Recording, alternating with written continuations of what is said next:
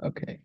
Hello everyone. My name is Che-Hsing, and thank you for all participating in our today's webinar.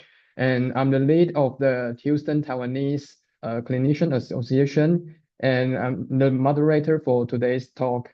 Today, we invite three outstanding Taiwanese sorry.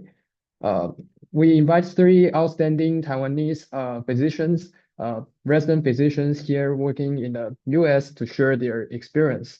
And our today's online will be just an introduction for each speaker's background. And then we will have some topics about their experience in med school, residency program application, and their current residency life.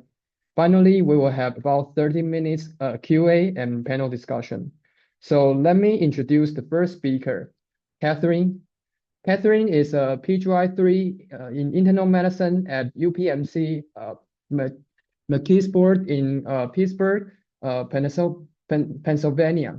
She grew up in Taipei, Taiwan. She went to med school at the China Medical University in Taichung, Taiwan, and she's going to Maryland for rheumatology fellowship at NIH in July. She plans to do another fellowship in critical care after that. In her free time, she enjoys playing basketball and badminton, visiting museums, trying out new food and restaurants. So let's introduce Katherine.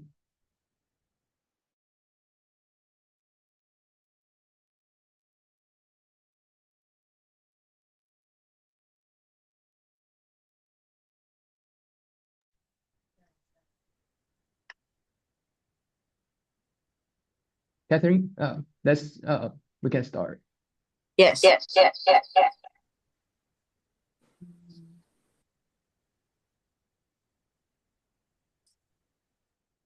Okay. Hello, everyone. My name is Katherine. My Chinese name is Zhongqing. So happy to be here. Thank you for having me. I think people here may be interested in the training, or will be interested in how are we doing here in the U.S. as a medical graduate.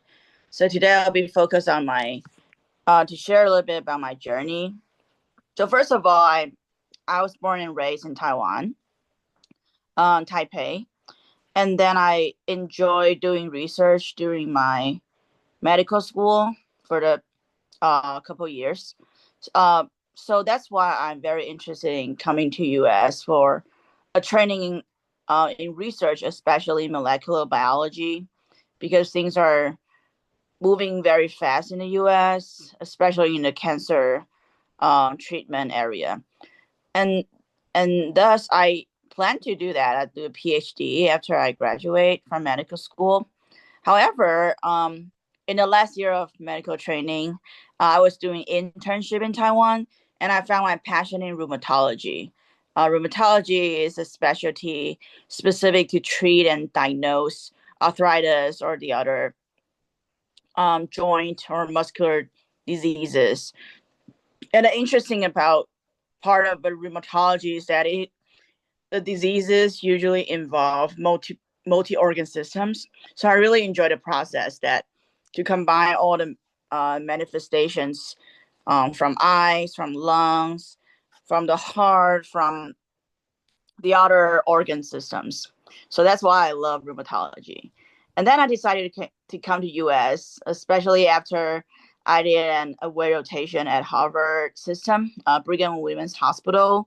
And I found there are so many research going on. A lot of researchers in that system, they work together. The collaboration is great. And that's why I think the US is a great place for research, especially in the field of cancer biology or immunology. That's why I decided to do the whole process to prepare to how to be a doctor in the US. So basically, the process involves taking the USMLE exam. There are 3 steps. Part 1 and part 2, you can take them in Taiwan. And also, we will have to get letters of recommendation. So you will have to do some clinical rotations in the US. And then with those things are most important.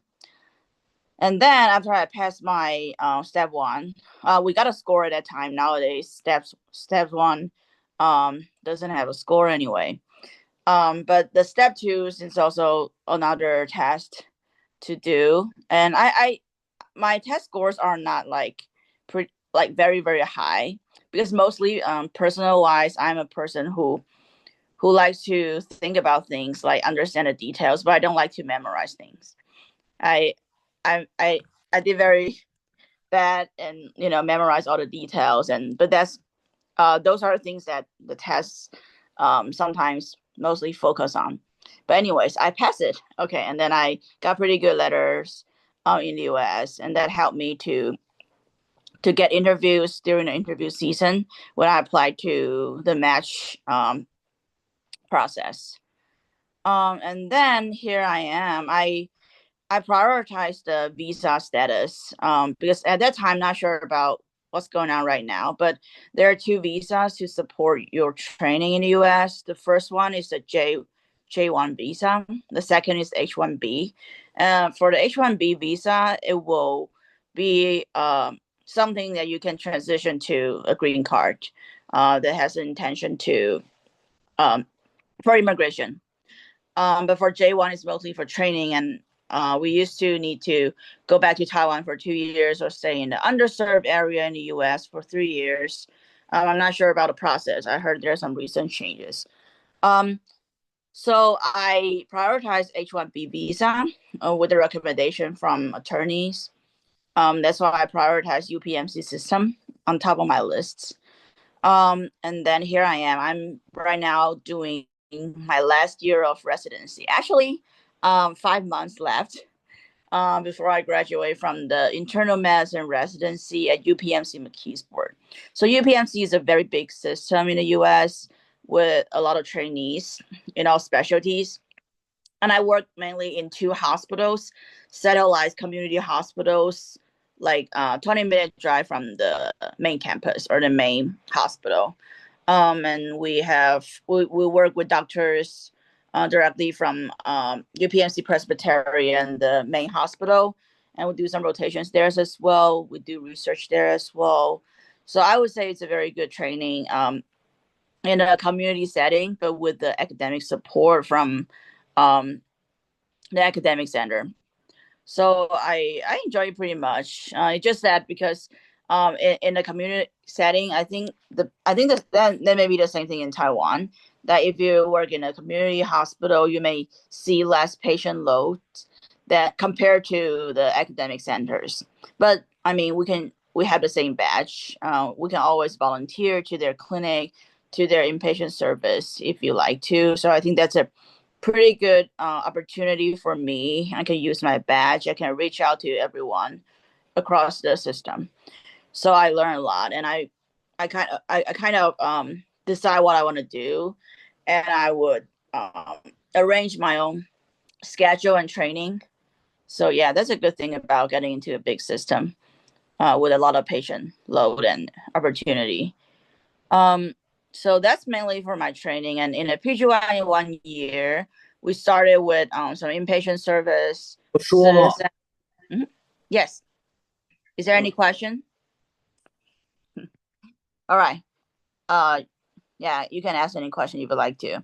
I think that the major difference between the internal medicine training in Taiwan and in the US, there's a continuity clinic that we will, even when we just freshly started the internal medicine resident training in the first year, we need to see our clinic patients, that we're the only one to reach out to them, to talk to them, and to evaluate them in the clinic and precept to attending physicians. So that's very cool that you can, it's very hard to predict what they're going to have. They may have a headache, they may have a chest pain, they have leg swelling. So that's very interesting. Like you're just going to be a clinic doctor since the first day.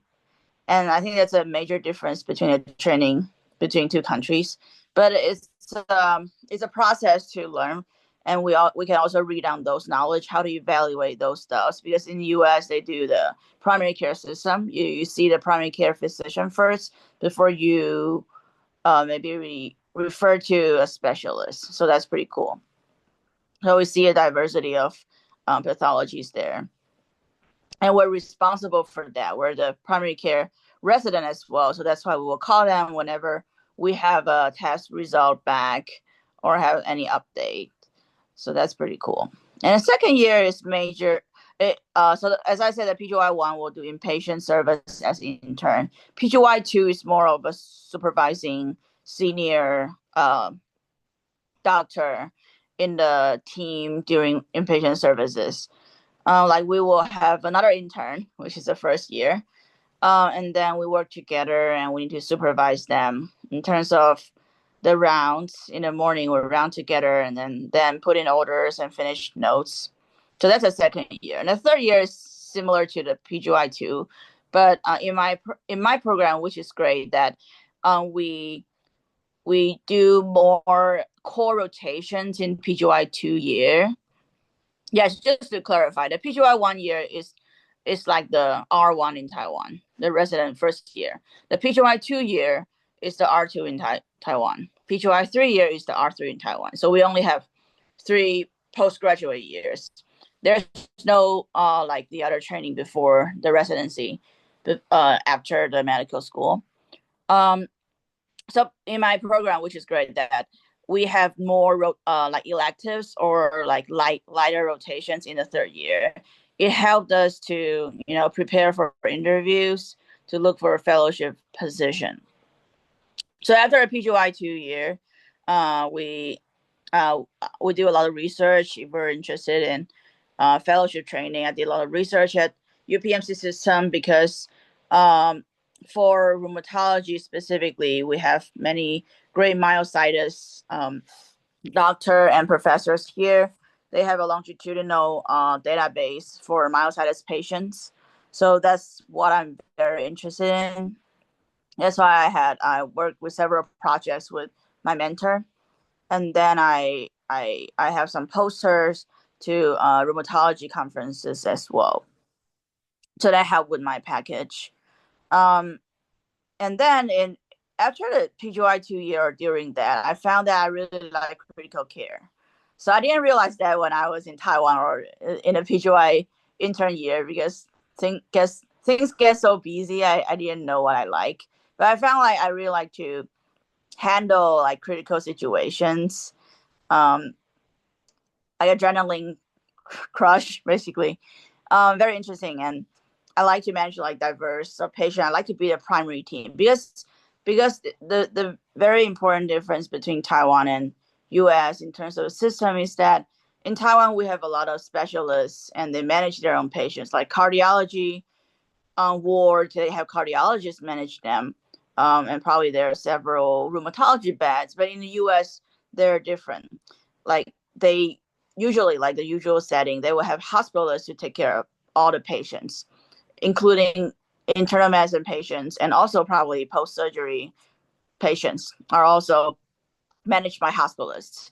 And the specialists, they're mostly consultants. So that makes their lives so easy. Like rheumatology, they don't need to be the primary team. They don't need to deal with all the admissions or discharge. They just focus on like giving recommendations how to treat the specific disease, and they can just go. They don't need to be there all the time. So that's a difference between like being a primary and not a primary, being a consultant. So in the US, I find it very interesting about a difference. But the part I like to be a doctor is actually to manage all kind of stuff, like comprehensively, holistically across the systems, even though I'm a rheumatologist. So that's why I decided like even I really want to be a rheumatologist with the focus on managing rheumatological diseases. But I also like to like ICU doctor to manage all the other stuff as well, managing critical situations. And I found it very fun, a lot of fun.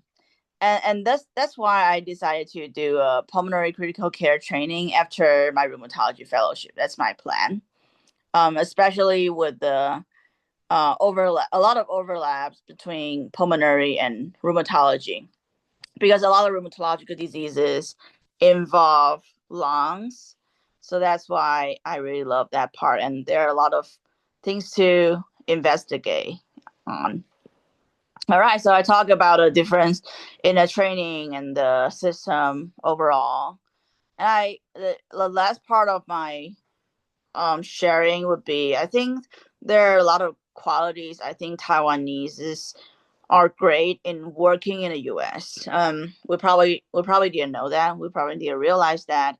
But I think we are I think I think people from Taiwan are very nice, and we have overall high quality of um like moral judgment and following rules, and we do what we say. But if you work in the US, if you work with people from all around the globe, they might not have the same quality, or being accountable. So I think that's a very important quality we have, probably. Yeah. I mean mostly. Yeah, we are really nice. That's true. I saw someone write it. And you didn't realize that until you go to another country in a platform with different, people from different part of the world. You didn't realize that until you come here, basically. That's what I'm thinking. Yeah. All right. I think that's mostly what I'm planning to share. Okay, sounds like the clinic training and the hospitalist systems quite different to Taiwan hospital systems. Okay, let me introduce the second speaker, Irene. So Irene is currently a PGY2 in diagnostic radiology at Emory University in Atlanta, Georgia. She graduated from National Taiwan University in 2019 and finished her intern year at NTU Hospital in 2020. She worked in FEMH for a short time as a radiology resident and decided to pursue further training in the US. She's in the imaging informatics track. Outside work, she is interested in baking, archaeology, and personal finance. She also has a YouTube channel, which I will provide later, discussing the difference in medical training and practice between Taiwan and the US. So let's welcome Irene. Do you mind if I share my screen? Yes. Okay, cool. Can everyone see it? Yes. Okay, Yes. cool. All right. Hi, my name is Irene. My Chinese name is Tai-Lin. And yeah, I graduated from National Taiwan University. There's no definite reason why I'm here in the US. I don't have a big reason for coming here. Is basically because when I was an intern at NTU, I applied for a Stanford Taiwan Biomedical Innovation Program, and I was planning to come to Stanford to do my fellowship in biomedical innovation. But then COVID hit, and so everything's shut down. I was not able to come here. And I missed the opportunity to apply for residency in Taiwan, and I have nothing else to do. So Katherine actually asked me if I want to prepare for the USMLE with her. So that's how I got here. Um, so this is my YouTube channel. Uh, you can look for it. So I mainly discuss what it is like to be trained in US and Taiwan, and I interview doctors in different specialties. Usually I have two doctors from Taiwan and two doctors from the US, and comparing their experience during their training, and also ask them for what are the career trajectory and salary and things like that between these two countries. So if you're interested, you are very welcome to follow this channel. And you can also scan the QR code. So I got some questions from the organizer. So I'm going to briefly tell you answer those questions. First is like, what is a typical day as a radiology? I'm currently R1, but PGY2. So I think Katherine mentioned it that the system in the US is slightly different from Taiwan. As a radiology resident, it is an advanced program. So before you actually go into radiology, you need to do 1 year of preliminary internal medicine surgery or like a transitional year where you work like an intern in Taiwan or a PGY1 in Taiwan. So sorry. So yeah, so I am the R1 in radiology, but I'm actually a PGY2 because I completed a transitional year also in Emory. It's very similar to an internal medicine program. So for radiology as an R1, our schedule is pretty like set. We start around 8 o'clock. We will read several cases. We will have readout with our attending, which is slightly different because I did do almost 1 year of residency training at Far Eastern Memorial Hospital in New Taipei City before coming here to the US. Usually in Taiwan, attending will just sign your report. They will not really tell you what they are looking for, why you are wrong. You have to look at you have to follow up with your own reports to see like if the attending correct anything. But here we have direct readout with the attendings. So if you have any questions, you can just ask them, and they will tell you what they want to what they want you to write in the report. And after you have the readout with them, you go back to your workstation, you correct the report and send the preliminary report to them. So that's what we do daily.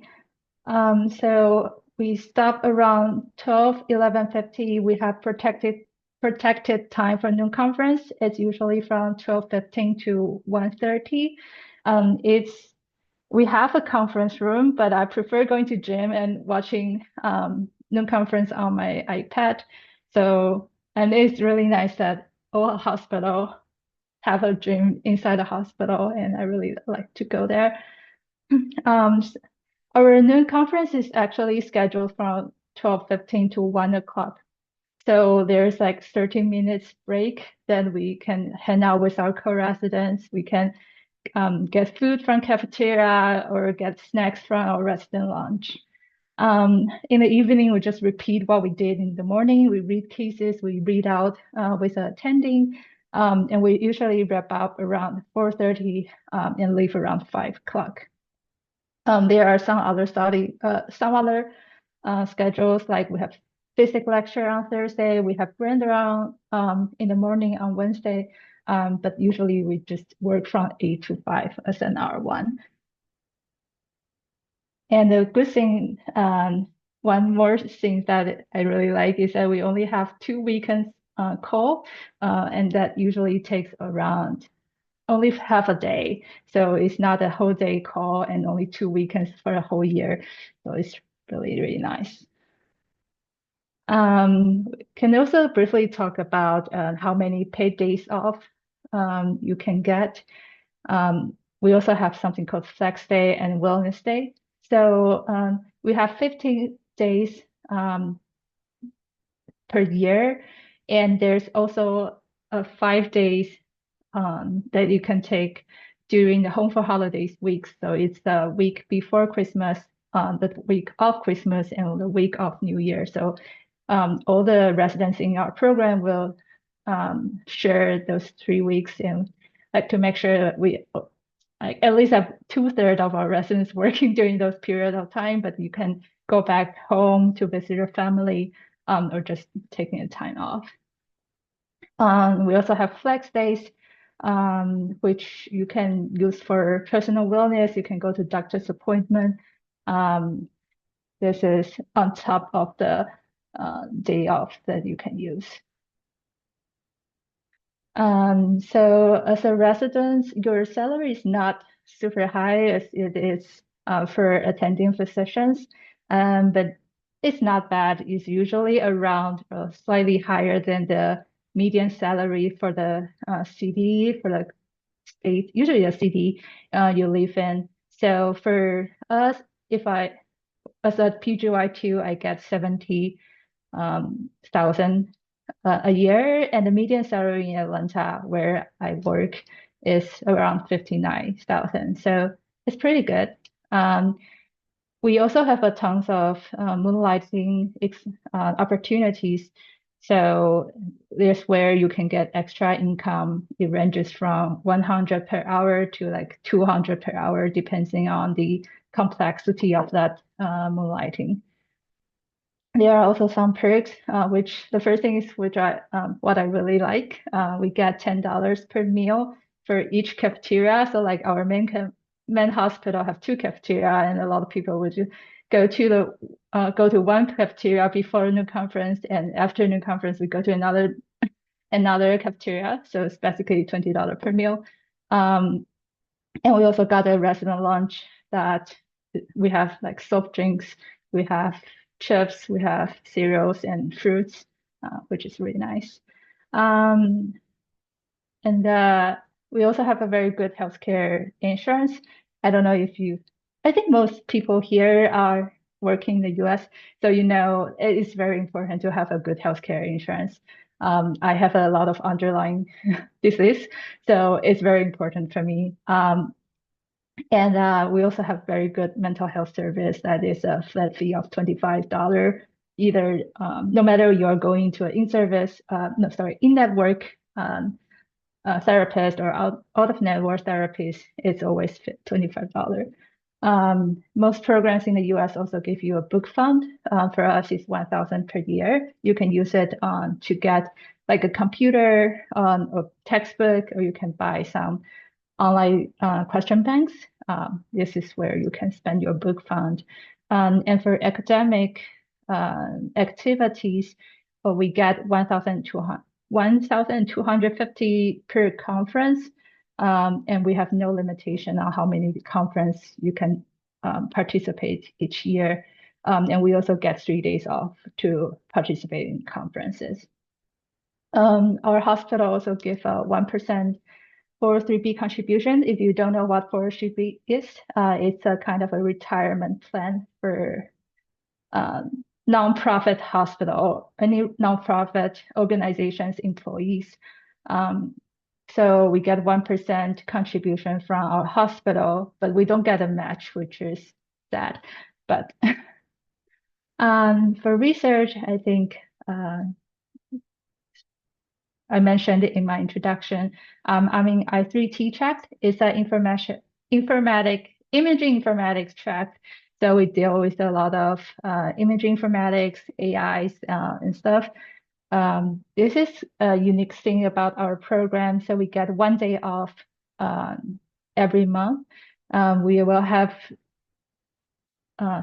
speakers from inside our hospital or from other hospitals to talk about imaging informatics, AIs, and sometimes how the healthcare system reimbursed new technologies, which is really fun as well.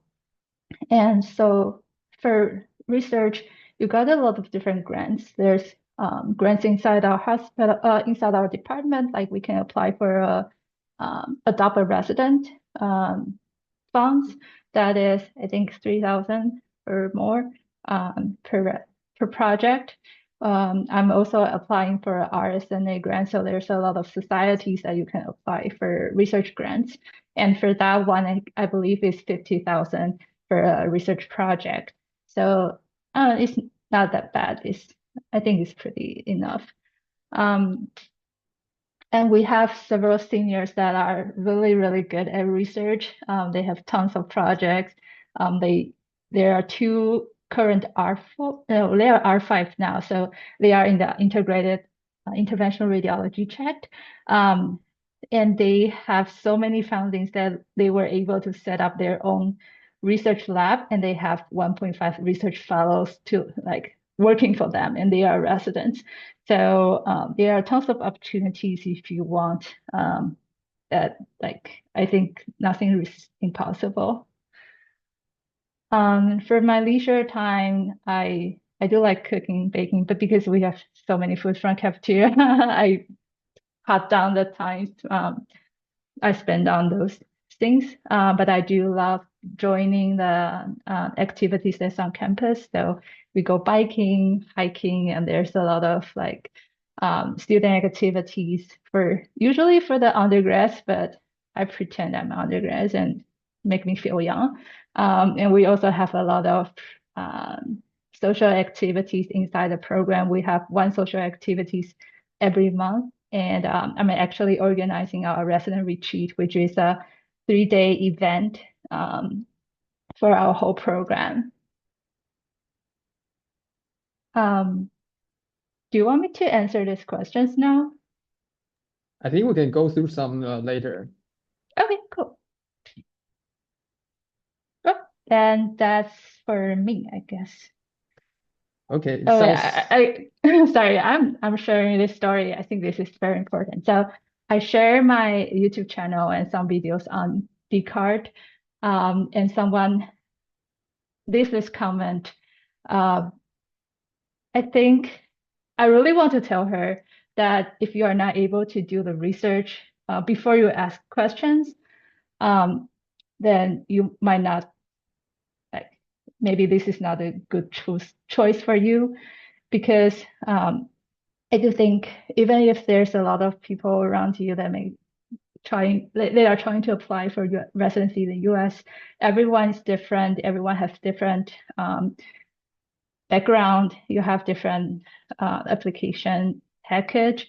So everyone's different, and you can feel lonely because you don't know who to ask a lot of time. So I think it's very important to read through other people's experiences and try to like think through it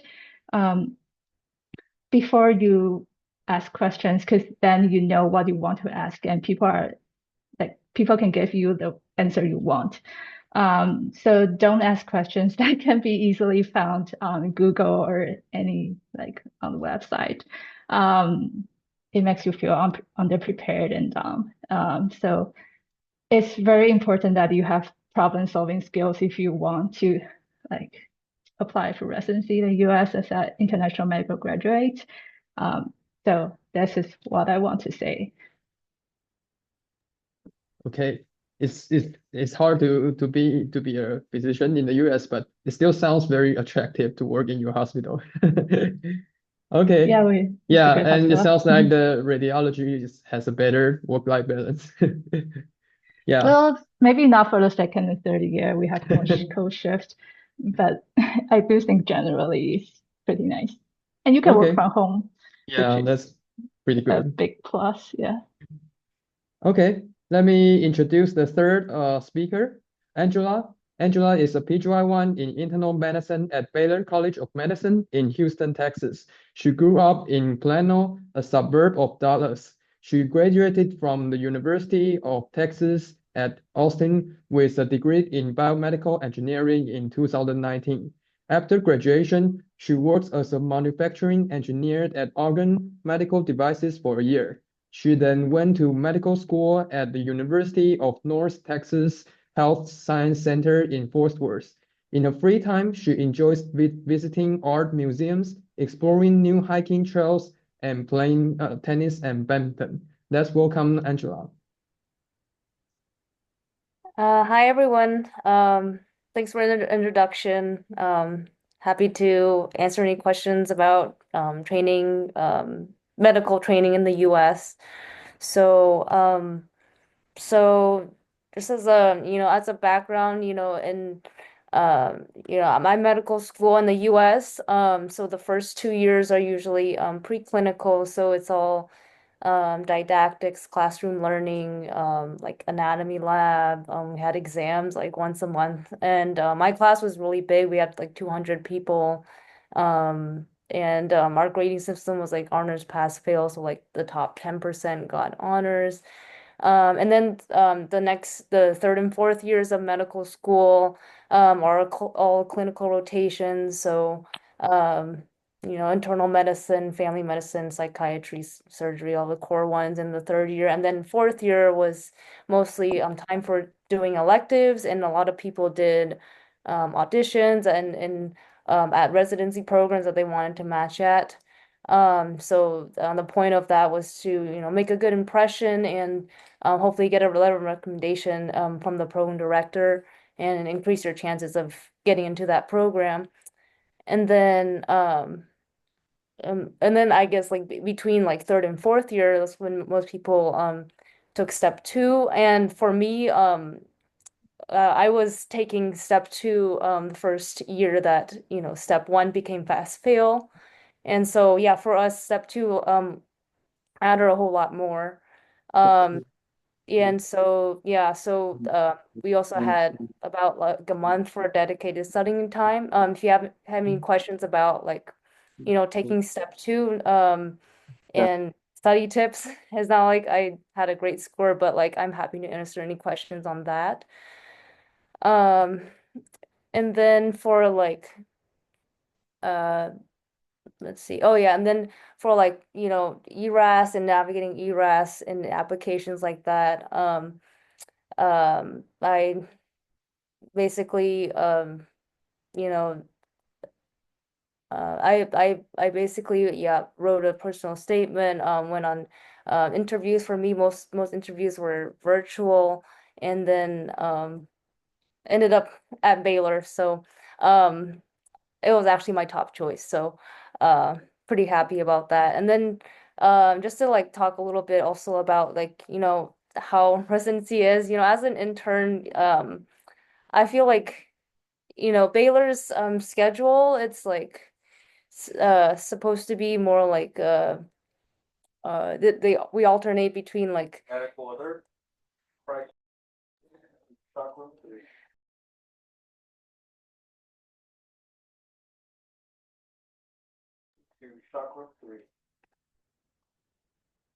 sorry about that. So like we have basically like harder rotations, so we call them blue blocks, and then for a week, and then lighter rotations, we call them gold blocks, so alternating 4+4. So like blue blocks would be like wards, so inpatient, like general medicine, we have ICU, and then cardiac critical care. So those would be like, 12, 13-hour work days, 6 days a week. So those are definitely harder, but definitely you learn a lot more. Every patient's very active, and they have very severe disease for sure. And then our like gold blocks are usually more lighter, like more like 9 to 5. And so on gold blocks we have more like outpatient clinics, like consult services. So for like cardiology, GI, and things like that. Um, and then, oh yeah, and then I think the thing that I like more about Baylor is also like we have like different hospitals that we rotate at. So, right now I'm at Bentov. It's our like county hospital. Most of the patients here are don't have insurance or homeless, and many people are, only Spanish speaking, and so they don't have great access to care. Um, and so like by the time they're actually coming to the hospital is because their, heart failure has gotten so bad that they literally have um swelling up to their abdomen, and so they can't breathe, and they need emergent care. So yeah, so Bentov has some of our sickest patients. And then we also, have a VA. We rotate the VA, and so the veteran population, we see more of the like common bread and butter, like diseases, heart failure, COPD. And then we also spend part of our time at like St. Luke's Hospital. Those are more patients who are they have like private insurance, generally, have more affluent way of like, paying for healthcare, and so they um, usually are less sick. And then we also have, well, as for me, I spend less time at NB Anderson. We have actually a specific NB Anderson track. There's only about like 5 residents per class on this NB Anderson track, but like even though I'm not on the MD Anderson track, I requested to do some rotations at MD Anderson, just because, of the connection with Baylor and MD Anderson. I thought it'd be really cool to see some advanced cancer patients as well. And then I was also kind of like go over like, some benefits of the program. Um, so I mentioned like the 3 main hospitals that we rotate at. So um, like lunch is provided at every hospital. Like it's free food. Everyone likes free food. It's like a rotating schedule, like Monday through Friday, usually, Monday we banh mi and then Tuesday sandwiches, things like that. So it's really nice. You don't have to worry about food, especially, working 12 hours a day on wards, something that, have to, spend time worrying about meal prepping.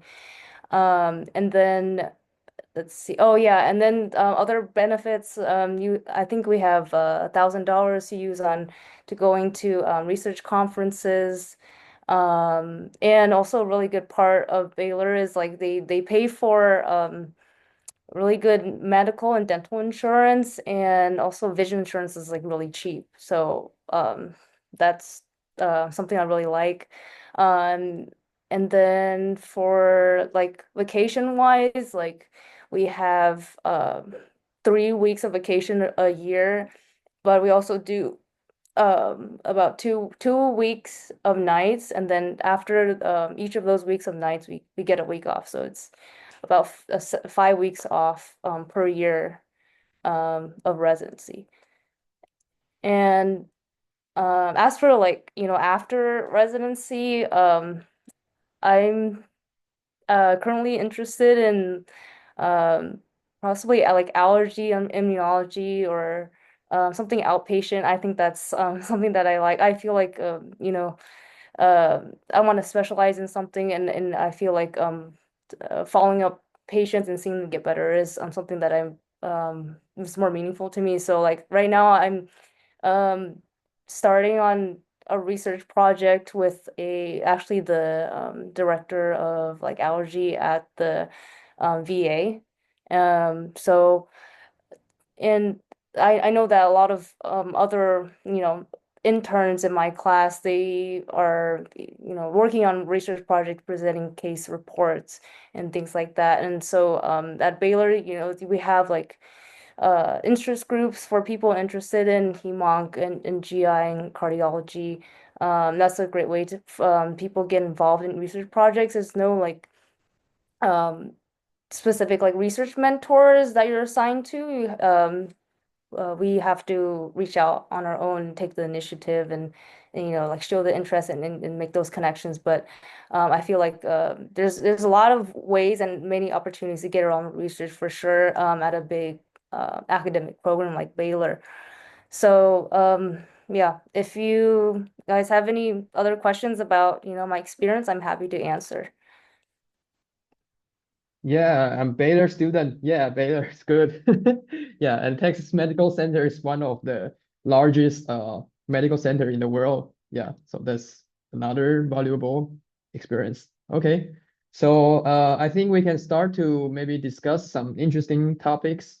So the first one I'm very curious about is that since Angela is from the U.S. medical school, and Katherine and Irene are from Taiwan medical and medical schools in Taiwan. So I'm wondering about like when you are like working with some medical schools, or when you were a medical school, or and shadowing with other people in the US, do you see like any differences, like for example, like the attitudes or learning attitude or something difference between the American medical school medical students and Taiwanese medical students? Can any one of you can share some experience? Maybe Katherine? Yeah, I can absolutely share something because I mean there was culture shock when I first came to the US. For example, because we do get a chance to work with medical graduates or students from the US. So in Taiwan, it's very important to be polite and make sure we fit in a culture. It's more of collectivism, basically. We want to make sure we're fitting our group, we're all nice, we all work together in like a friendly environment. But in the US, I see many residents or medical students, they're like they stand out. Like means they would say, oh, they would specifically talk about what they think about this case, even though they probably don't have as much as knowledge as we do, but they like to share their opinions, what they think about, what they know about. And I think the techniques at United States, they actually like that. So they know like what they can teach or to know where they're at. If we don't talk about it, even though we may know a little bit more, but they wouldn't know. So I think like they're allowed, or they like to talk out loud, and also to share their opinions. And that's actually like a good quality to have in the US.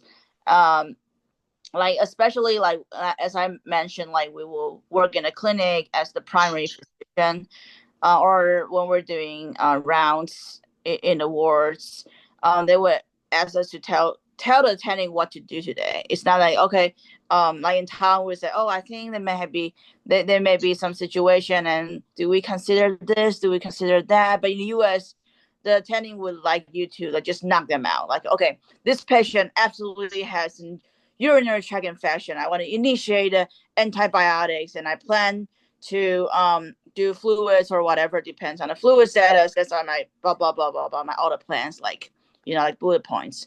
I think the US attendings, most of them like that. So they want to make sure you have a plan, even though they can be wrong, but it's fine. But they want to know that you have your independent thoughts, other than just listen to whatever they say, and kind of be like not that they don't want you to be like very dependent. They want you to be independent and to have your independent thoughts. I think they think that's a good quality. I think that's a very different culture shock to me when I first came here. Because in Taiwan, we usually think that, oh, we need to be polite, we need to listen to what attending thinks and then follow them. But in US, they want you to just do it and let them know, and they will think that, oh, you're good, you're great in doing what you're doing. Yeah, so I think that's a different culture. But I don't. So initially, some Taiwanese may not be able to get a good feedback, especially when we're like a little bit shy, English not our native language. But after like I've been here for 2.5 years, and I know their rules, and I'm like, I'm not stupid. I'm actually smarter than some of the people. So if I imitate them, like to see how they say things, it's not in an arrogant way, but like in a way that is the other people can understand what I'm thinking. And I think it's just a process to learn. We can learn that absolutely by seeing how they do it. And nowadays, I think I fit in the culture pretty well. Yep. And since Angela graduated from the medical school here, and I guess most audience are from Taiwan, so I think maybe Angela, can you share some like experience about your med school class organization, like which year you take like what kind of classes? Just like very brief introduction about how medical students take their courses. Yeah, so I think I mentioned it a little bit. So most medical schools in the US, they do like first 2 years as preclinical, so you're in the classroom learning. You have anatomy lab, you do the dissection, and well, I think most med schools are now like pass fail grading only. We had honors as well for the top 10% of the class. And yeah, so the first 2 years is all like preclinical. All my the lectures at my med school were recorded, so like probably only 10% of our class like showed up to actually like in person. And then yeah, third and fourth year, all clinical rotations. So like rotating through internal medicine, family medicine, and then we also have like shelf exams or like at the end of the rotation. And yeah, and then it's also very common in, between third and fourth year, people take step 2 and then also get ready to apply for residency. And then fourth year is also really important if you want to match at a specific program to do away rotations at residency programs that you're interested in matching at. So yeah, that's kind of the brief version of it. Yeah, that's pretty cool. Yeah, and you briefly mentioned about the USMLE, US medical licensing exam. So I think maybe all of you can maybe share like your experience about how to prepare for this tough exam, because we all know that this exam is probably like top 10 most difficult exam in the world. So maybe any of you can share like experience. And I think today, because of the time limit, so Irene has 2 YouTube videos about all the resources and details. So I think today let's just focus on like how you prepare, like your mental health about the exam preparation or something. Yeah. Does anyone want to share your experience? Maybe Irene?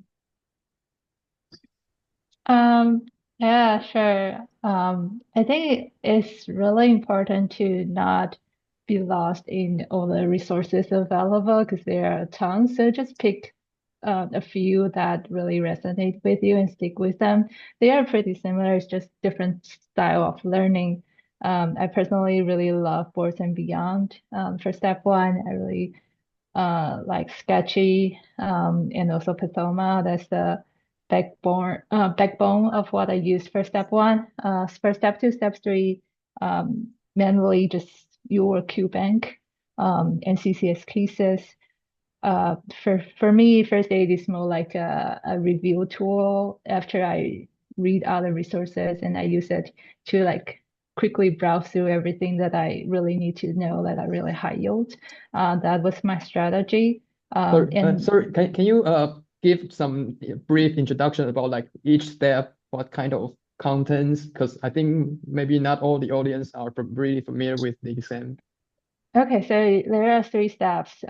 First one is very much like the first national exam in Taiwan. It tells you like the biochemistry, like the basic stuff, physiology. And then step 2 and step 3 are more clinical oriented. So they'll test you on a lot of algorithm, clinical pathways, and things like that. And for step 3, there's a simulation case. That is like it's like a video it's like a video game. So they will give you certain scenarios and you have to choose what order you want to do, what test you want to do, and they will like give you results and you just interact with the user interface. So that's step 3.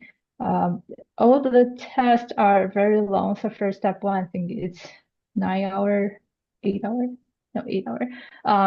And step 3 is 2 day, so it's very long. So my do I need to explain more? I think that's probably the basics. So I read very intensively, like for about 2-3 months. But before about 1 week before the exam, I will start to be more relaxed and just to make sure that I have enough energy for the real exam, because it's very tiring to sit there, go through 8-9 blocks of 40 questions, and because the score was very important, especially for step 1 when I took the exam. So it's a high stake exam and really tiring. Now step 1 is pass and fail. It may be easier, but step 2 and step 3 are still scored. So it's very important for international medical graduates to score higher on those exams for sure. Sure. And how about Katherine? Can you share like your timeline? Like when did you start each step and how long did you prepare for each one? Yeah, so actually I think it's because we know it's a very hard test, so it takes a lot of amount of knowledge to score well. So it actually depends on like how much prior knowledge you have. Like for me, because I did research most of the time during my pre-med or the first 4 years of medical school. So I need a little bit more time to study all of them. So like I spent like a year totally to study the foundation for step 1, and then get a test done in the next few months. In the meantime, I did some 我们的反应还是 Sorry, give me a second. What's going on? Yeah, you are good now. Yeah, I'm good. Okay, thank you. So it depends, but as I said, I think the foundation of step 1 is so important, and if you do well on the foundation of step 1, step 2 would be easier, and it's more clinical focused. So step 2, I think they have more like MBOS or the other good resources out there right now. So yeah, I think step 1 is the most important in terms of foundation, and it can take a lot of time. It depends on how much prior knowledge you have.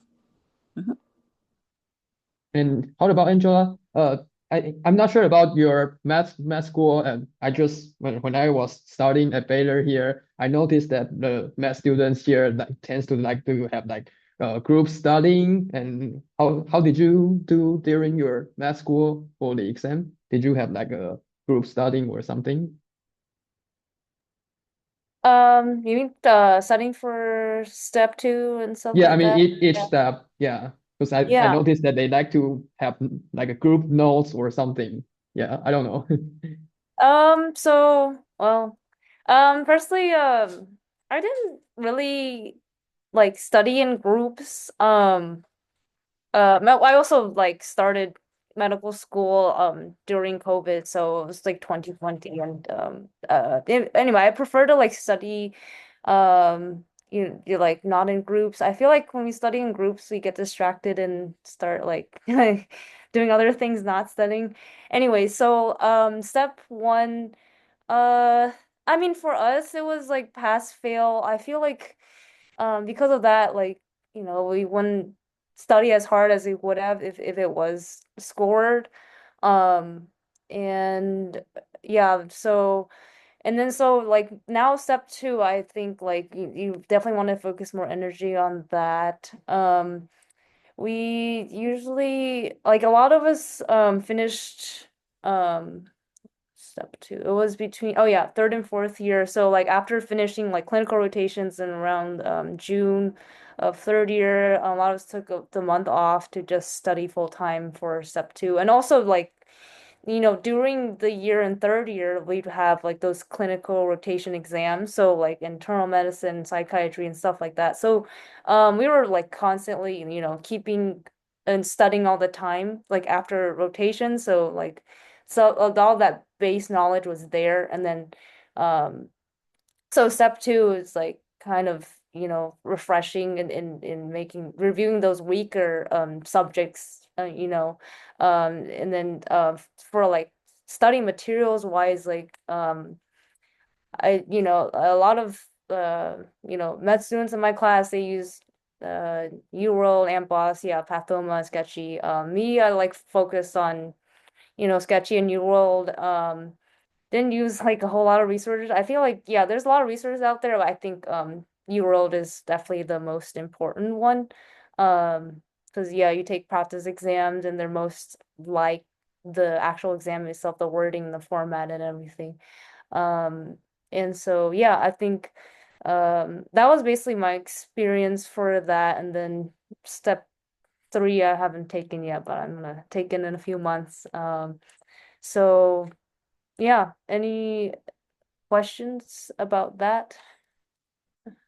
Sounds like the keynote is that you have to take it like when your knowledge still very fresh.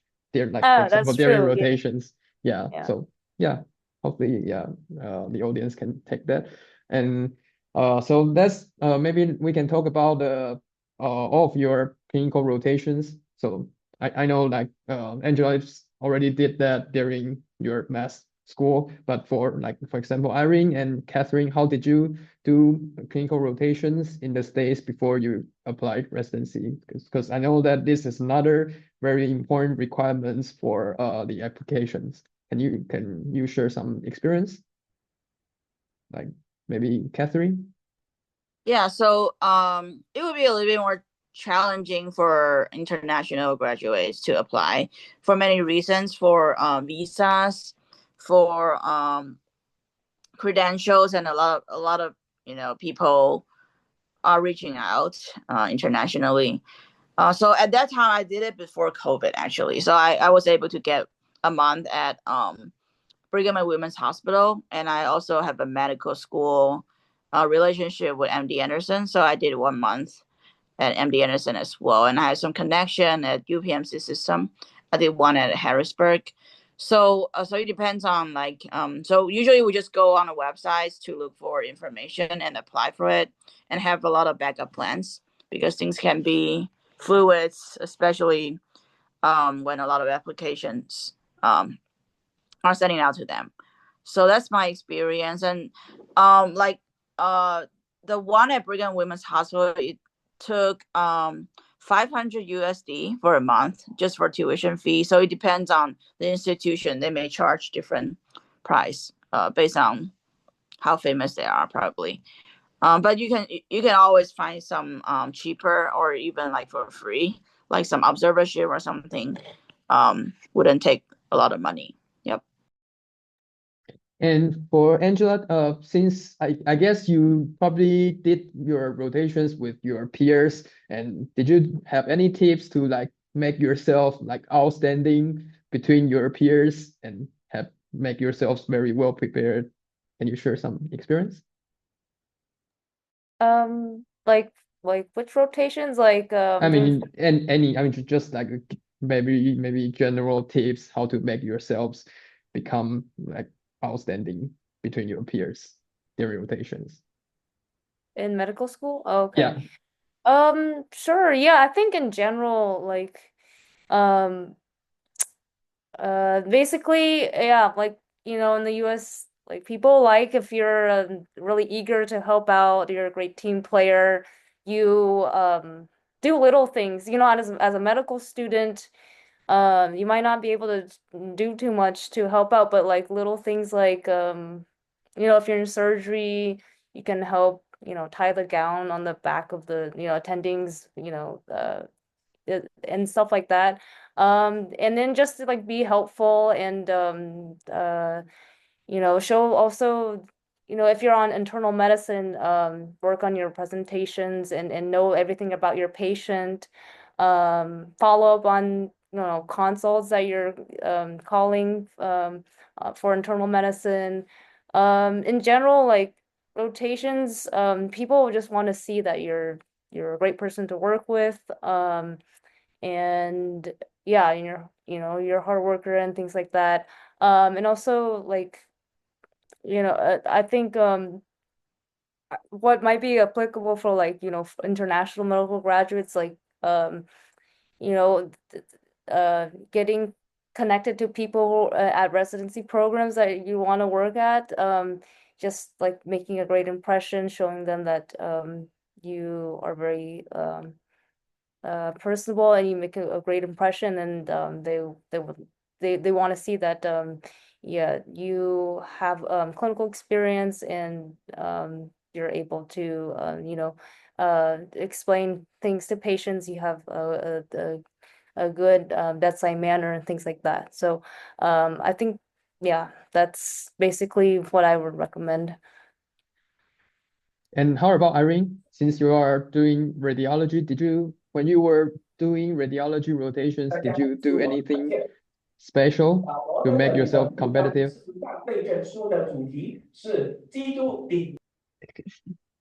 Okay. So I definitely agree with Angela that it is not that you want to make yourself outstanding from your peers. Here in the US, I think it's something that's very different from in Taiwan, or it's just in my medical school that people are trying to compete with each other, trying to stand out from your peers. But I do think here people are trying to be helpful with each other, trying to grow together, and they value you as a team member, not as a single person that is smart. Because medicine is a teamwork, so you need to have a good personality. You have to be willing to help. I think they value this more than just how well presented you are. But you definitely have to study. You have to have the knowledge of your patients, and you can answer questions. You know some basic. You don't need to know everything, but you have to ask questions during your rotation. That is what I saw when I did my internal medicine in transitional year. For radiology, it's very difficult because if you are doing observership in radiology here in the US, you're usually just you and your attending. There's no other people with you during your observership. So the same thing, just be prepared, know some of the basics. Talk with the attending, bond with them, try to be a nice person. Like it goes down to like they really value your personalities. Because knowledge, if you can graduate from medical school, you you can pretty much like it's not that difficult to learn new things. You can always learn new things if you study hard. So you need to demonstrate that you are hardworking, you're a person that they want to work with. I think that's more important. That sounds good. And so once you have your score, you have your all the exams, and you have USC, so you can start to uh, apply the residency. So maybe we can start to go through that.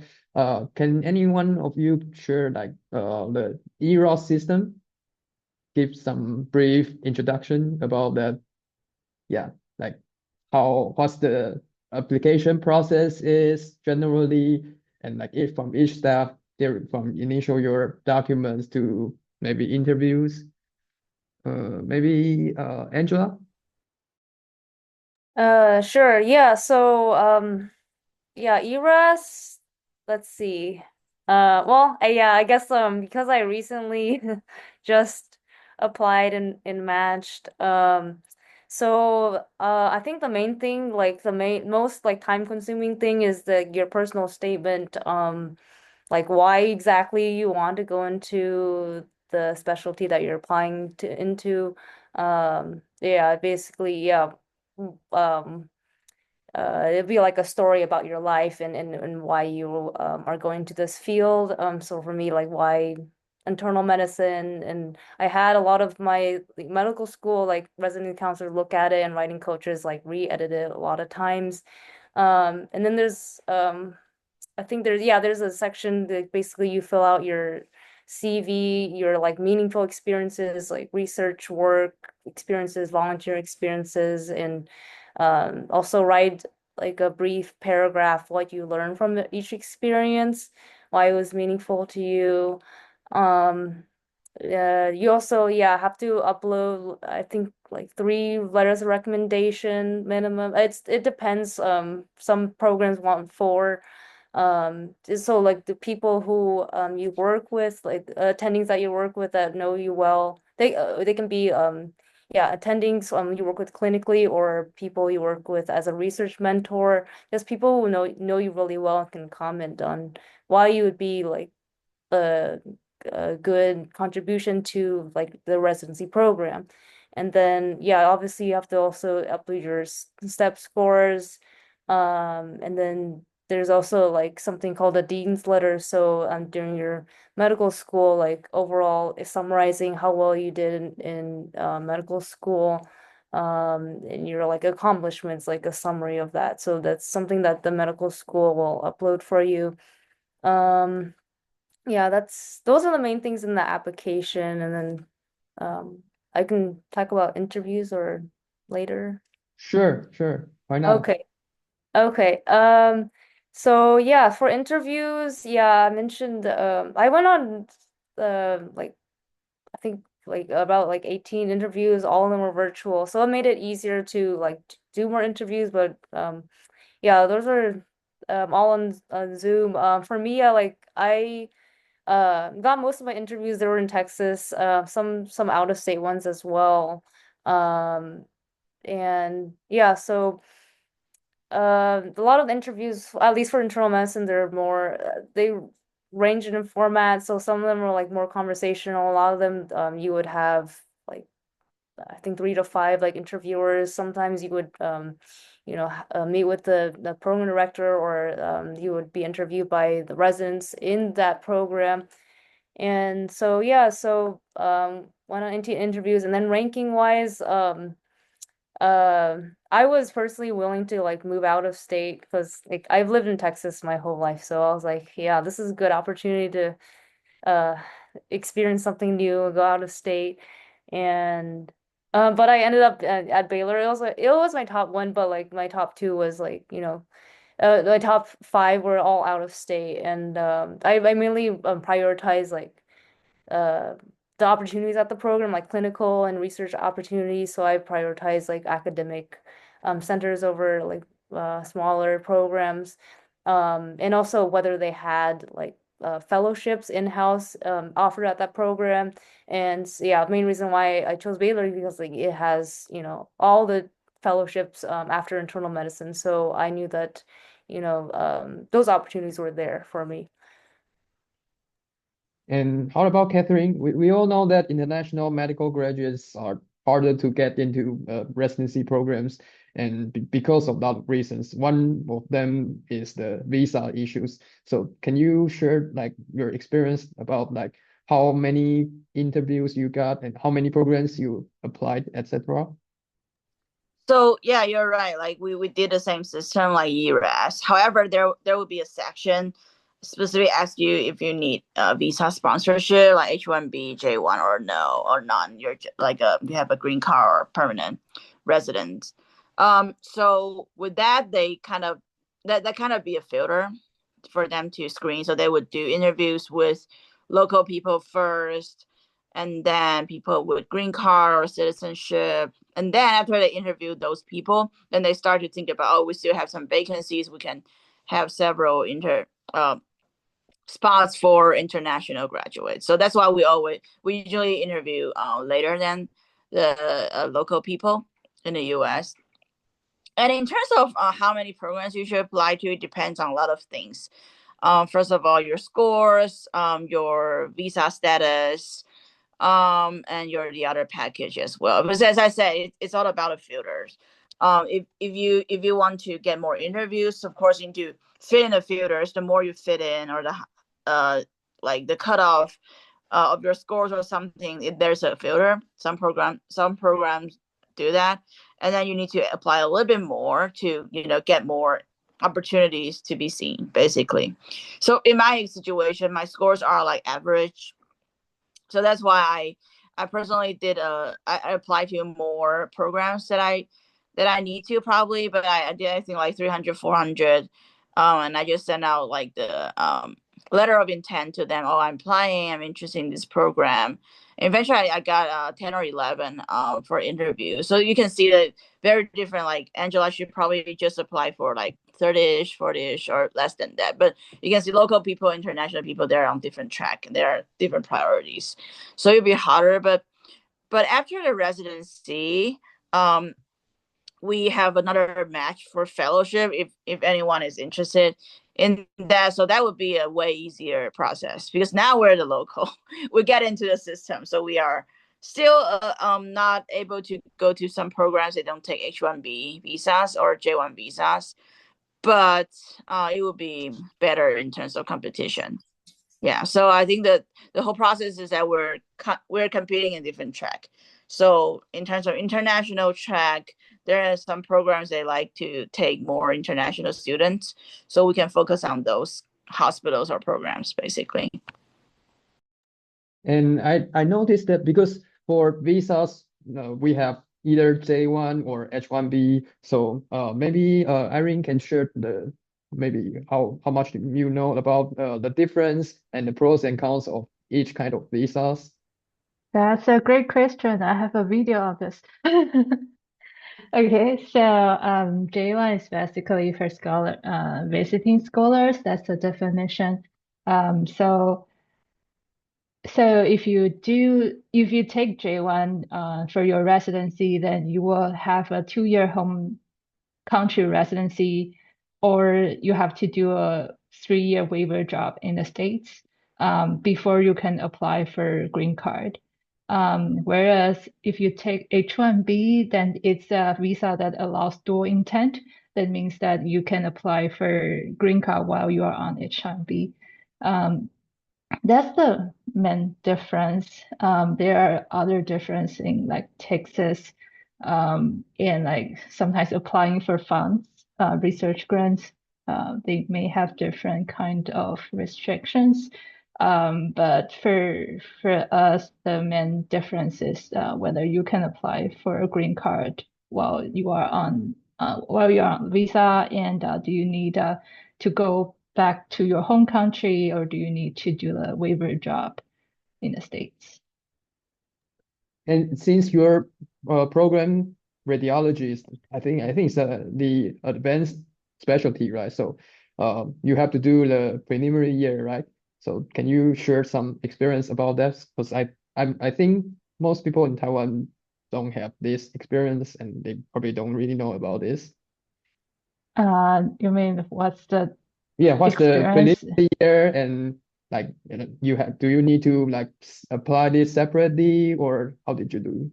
Yeah, you need to apply separately. Some programs, like my programs, I did both my TY year and my radiology at Emory, so they have it sounds like a categorical program. So if you are in a categorical, like Katherine and Angela in their IM program, they just they do all their residency in one institute. I also interviewed at UPMC for radiology as well. They also have something really like a categorical, because they have their transitional program and in partnering with their radiology program. But you still need to interview. You have different interviews for both programs, but the program directors would talk to each other. And if your main program, like the radiology program, really likes you, it's highly likely your preliminary program they will take you. But sometimes people will end up going to different places. For a lot of U.S. medical graduates, they will either choose to do it close to their home, their house, or their medical schools, and then go to another state for the main residency, because they only need to move once. But sometimes you ended up having to move twice for these two programs. And yeah, it's just like every other interviews, but it's just for 1 year. And there are different types of transitional year or preliminary year you can do. You can do preliminary surgery, so you are like the surgery intern. You can do preliminary IM, so you are the internal medicine intern. For transitional year, it's more like our PGY. You go to surgery, you go to internal medicine, you have electives, so you have all kinds of exposure. You can also do preliminary, like all the major specialties, gynecology, pediatrics. I think you can also do a preliminary year in those specialties. And after we finish all the interviews, I think one of the last step is to rank all the programs you get in the interviews. So maybe Katherine can share how you rank your programs. Yeah, as I mentioned, I prioritize the visa status. So I rank like programs with H-1B visas. If they offer that, I rank them higher.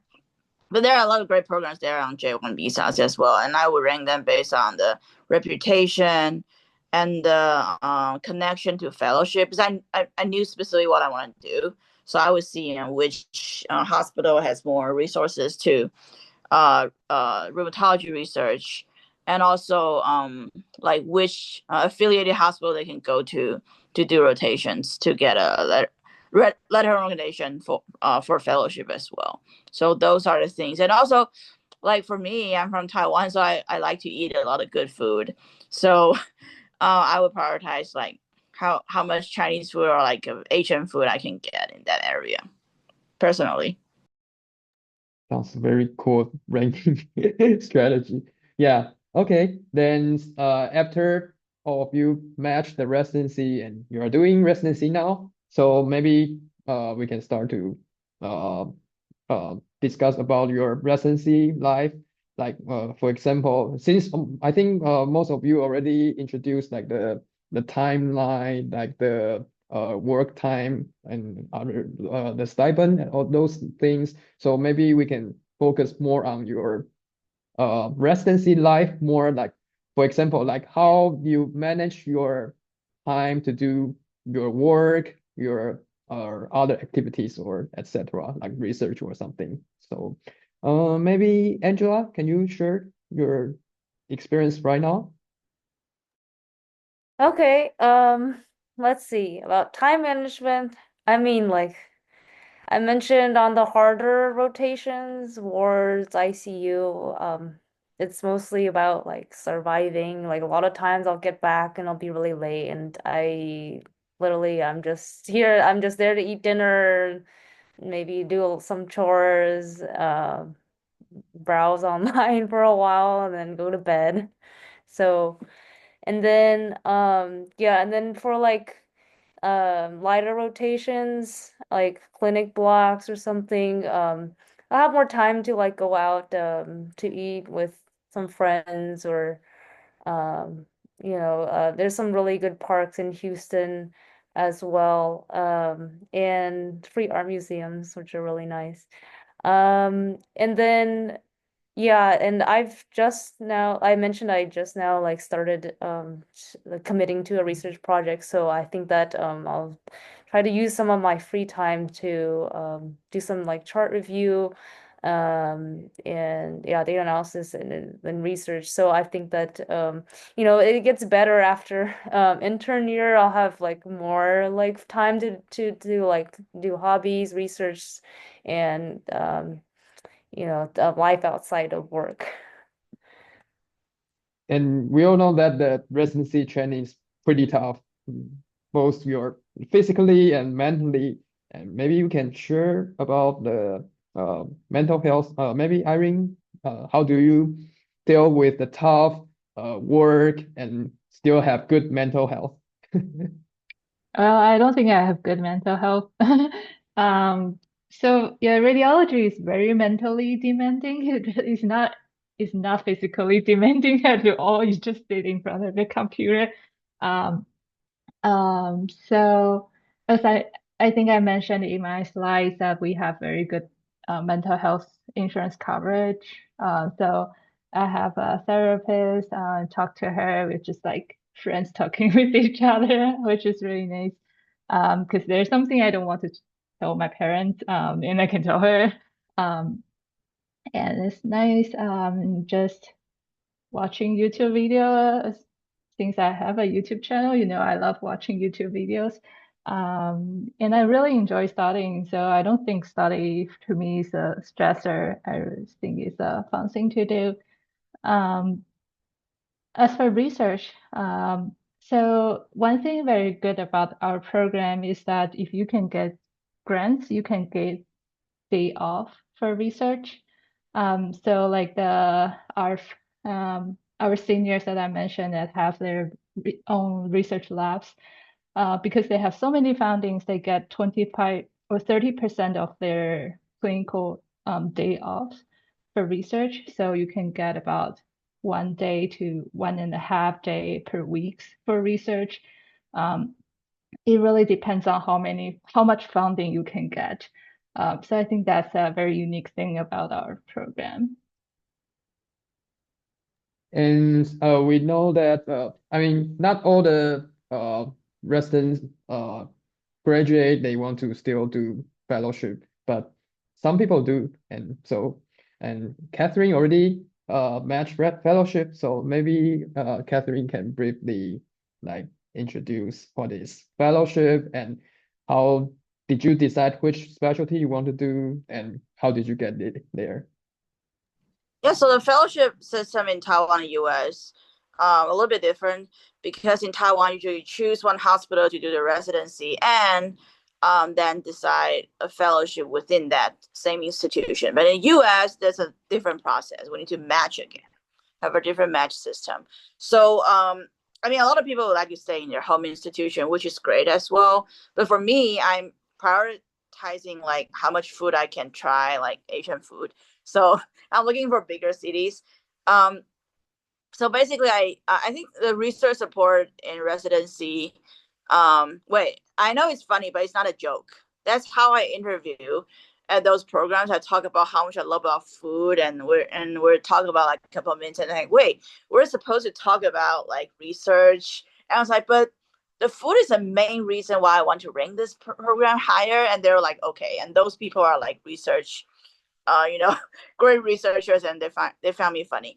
But it's very important to me.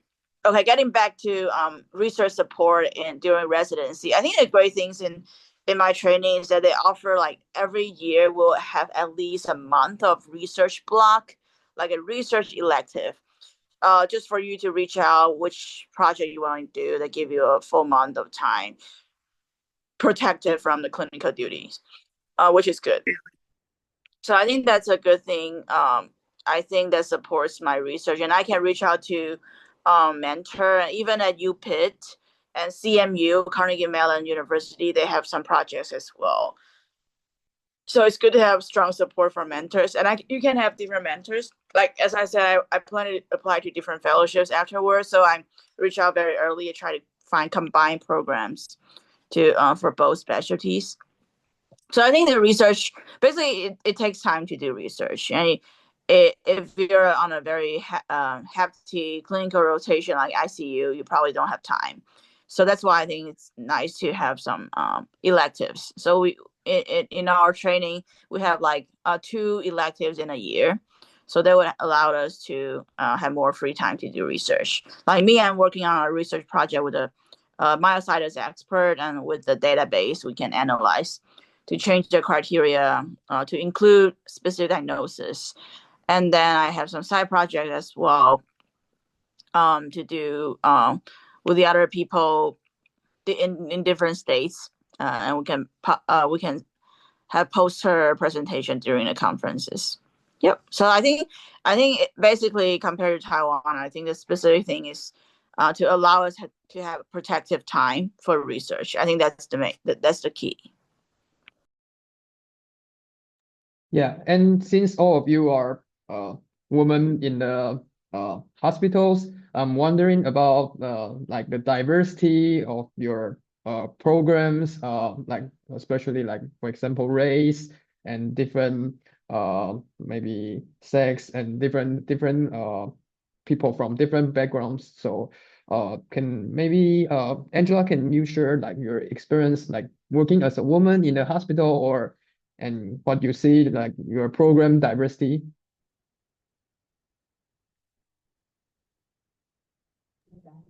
Okay, so like I think well, as like a female, physician in training, I think that so far haven't really had any like really discrimination from the nursing staff or from patients, so thankfully.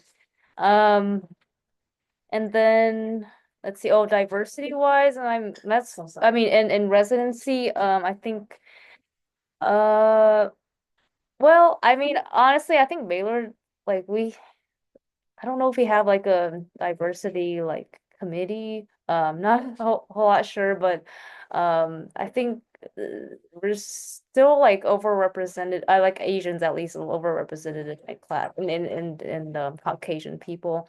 Not a whole lot of African American. So I think that's, yeah, something that's our program probably can work on diversity wise. Um, yeah, and I think that's basically it. And Irene already mentioned about like how you interact or work with your peers. Can you share more about that? Like, what's your cohort like, and then how do you like hang out with your cohorts and other residents?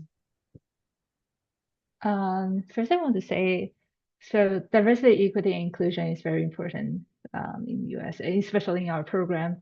And in the whole hospital, I think, and in radiology, we have a women radiology group, and we have like Christmas party together. As for how our class interact with each other, um, it really depends on different class have different style.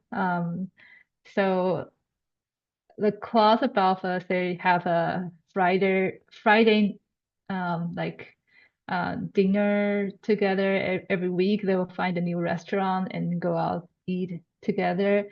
For our class, we have a one Wednesday. So we'll go to a bar and like go to when they have the happy hour and we'll drink. I don't drink, but we can hang out like that. And also, as I mentioned, we have a social event every month that's sponsored by our program. We get 500 or more each month. So we go ice skating. We have dinners together. We go to different like sports events because Atlanta have all kinds of sport. We have basketball team. We have basketball team. There's a lot of things to do in Atlanta. We also go to like Atlanta Zoo together. So there's a lot of different things we can do. Yeah, it really depends on your class dynamics, but for our class, we are very chill. Most of us are women as well. So we also have a like we have a like one Wednesday for all people from our class, but we also have a smaller group for like female residents in our class, and we also have another group for all the residents that do TYs together at Emory. So there's a lot of different groups, and you can because we have 22 residents each class, so you definitely can find some people that you really resonate with and hang out with them frequently. And I'm wondering about like the mentorship during your residency. Does anyone of like you have like mentor in during your residency program, or how does the lead of the program view your residency residents, and then maybe give you some support like that? Maybe Katherine, can you share your experience?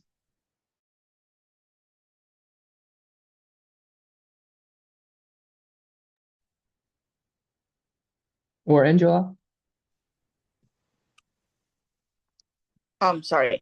I can share a little bit. I think mentorship is the key for success in many things in the US, because if you know a good mentor, you probably get a good project to start with, and then if you just finish that with all the support, you can good publications, you can good interview opportunities. So I think choosing the right mentor is the key, and the question is how. And I think it just depends on like just reach out to more mentors and then to see who fits. I think that's a good way to go. And in terms of research, from my understanding, like some mentors, they have more resources. They may have sponsorship from computer company or universities or the foundations. So it's important to choose a great mentor, and they have a project like RO1 project, and so they can give you the support, and also admin support as well. It's easier to schedule a meeting with your mentor, and that's for research mainly. But for clinical wise, it's also very important to have a clinical mentor so they can give you feedback, honest feedback, how to do better and what are the things you can work on and how do you progress over the years. So I think it's very important. Like sometimes we have some challenging cases, like I had when I was in ICU trying to save the patient. But in the US, a lot of people, they would choose to do like DNR, DNI and think that they don't want to live in a nursing home. So there are different like culture difference between Taiwan and US. That's why I'm a little bit more aggressive than some of my peers, and they're like, oh, like they need dialysis and to go to nursing home. The patient say, oh no, I don't want to go to nursing home, just let me go. And I would spend time to talk about it, like probably it's not a long-term dialysis, your kidney function may come back and blah blah blah. So so sometimes I have like different like moral standard than the other people, and that makes me a little bit hard to fit in the culture initially. So I would talk to my mentor secretly, getting some ideas how they face these situations, that when you have different opinions than your attending doctors. I think in Taiwan the answer is always, oh no, you need to follow attending doctors because of the hierarchy and our culture. But in the US, you might have different ideas and how to say what you want to say, or say what you have to say, because there's usually no standard answer. So that's how I get mentorship from my clinical mentors. Yep. Sounds like a very valuable tips. Okay, so I think we already covered most topics, and thank all the speakers for their patience and their very nice experience sharing. Yeah, so I guess we will leave the lab's time for the QA.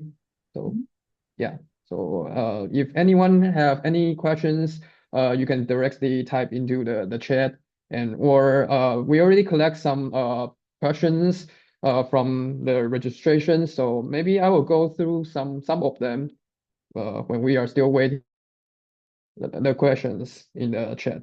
Okay, let me see what questions we might have. Okay, give me a second to pull out the questions. I think probably Irene already have some questions. So maybe can you share your screen about your answer about some questions, right? Yeah, sure. That's very good. I thought you want to get questions from the audience. Yeah. I mean, sure. Yeah. I mean, but we do have one. So sure. What do you think is the one or two things that made you or competitive in your application? So does anyone want to answer that? There is usually not one or two things, like the whole package. And if so, when you do a ERAS CV, you have to explain what you do with each of your experience, and they will actually ask, and don't lie in your ERAS CV because they will call your mentors. So be sure to be honest, and it's really like if your experience are consistent with what you want to do. If you want to be, if you are applying for internal medicine, but all your prior research were in like I don't know, dermatology, and then they will feel like, oh, do you really want to do internal medicine? And a lot of things like that. So I think it's very important when you are applying, you want to create a thing of yourself, and like try to find what's your personality and what do you want to, how you want to brand yourself. And like during your interview, you just try to show them this is your brand. And when they think of you, they will think that, oh, you are a person like me. I like archaeology. I have a dinosaur egg in my house because I used to go on like fossil hunting when I was a kid. So that was my thing. Like I like to discover new things. And the fact they remember me because of it. So it doesn't need to be very academic. You don't need to like keep going on like what you do for your research and everything. It can be something fun, but you have to like try to find what you're passionate about and let other people remember you. I think that's the most important thing.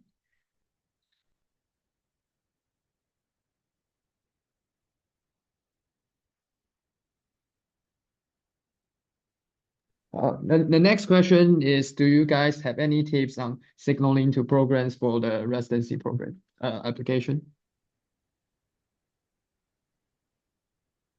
Maybe Angela? Sorry, what was the question? about Signaling oh, program. signaling. Oh, okay. Well, I feel like I think you get like how many signals? Like 7 programs you can signal. Something like that.